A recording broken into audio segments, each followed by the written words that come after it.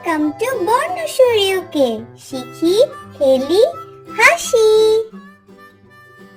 আমাদের আজকের গল্প বাঁদর আর কুমির। অনেকদিন আগে একটা বড় নীল নদীর ধারে ছিল একটা উঁচু আম গাছ। সেই গাছেই থাকতো একটা বুদ্ধিমান ছোট বাঁদর। সে সারাদিন গাছে লাফাতো, খেলতো আর মিষ্টি রসালো আম খেত। একদিন আম খেতে খেতে বাঁদরটা দেখলো যে নদীর ধারে একটা কুমির রোদ পোহাচ্ছে। আহা, নমস্কার কুমির বাবু, আম খাবেন? খুব মিষ্টি। কুমিরটা অবাক হয়ে তাকালো। আরে ধন্যবাদ বাদর ভাই, আমি তো কখনো আম খাইনি। বাদর একটা আম ছুঁড়ে দিল। কুমির আম খেয়ে খুব খুশি হলো। এইভাবে রোজ বাঁদর আম দিত আর দুজনে গল্প করত।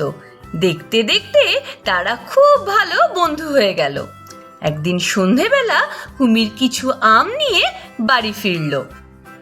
আহা, আমগুলো তো দারুণ মিষ্টি। কোথা থেকে আনলে? নদীর ধারের আম গাছে থাকে আমার বন্ধু বাঁদর ভাই, ওই দিয়েছে। কিন্তু কুমিরের স্ত্রী ছিল খুব লোভী। বাদর যদি এত মিষ্টি আম খায় তাহলে ওর হৃদয় কত মিষ্টি হবে বলো তো। আমি বাঁদরের হৃদয় খেতে চাই। কুমির খুব ভয় পেয়ে গেল। না না, ও তো আমার বন্ধু, আমি ওকে কষ্ট দিতে পারবো না। তখন কুমির স্ত্রী অসুস্থ হবার ভান করলো।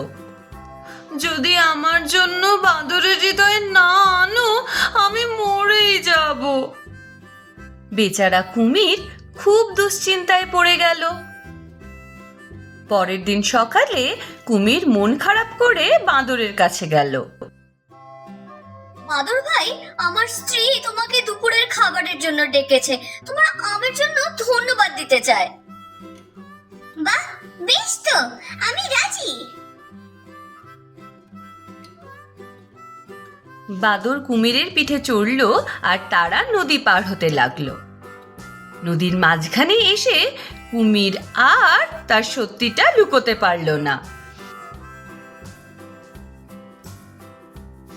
বন্ধু, আমাকে আমাকে তুমি ক্ষমা করো, আমার স্ত্রী তোমার হৃদয় খেতে চায়।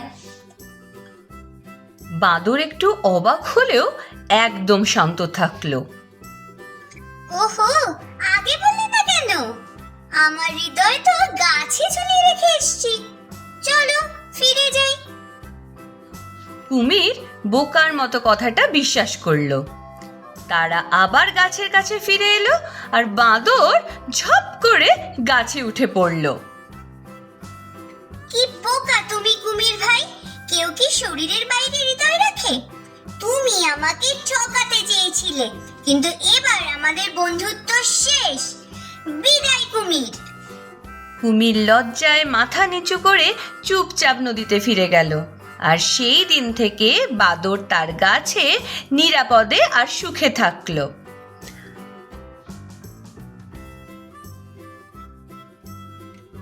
তাহলে আজকের গল্প থেকে আমরা কি শিখলাম? বুদ্ধি আর উপস্থিত বুদ্ধি থাকলে বড় বিপদ থেকেও রক্ষা পাওয়া যায়। কেমন লাগলো আজকের গল্পটা? ভালো লেগে থাকলে আমাদের সাবস্ক্রাইব করতে ভুলো না কিন্তু। আবার পরে আসবো নতুন একটা গল্প নিয়ে। টাটা।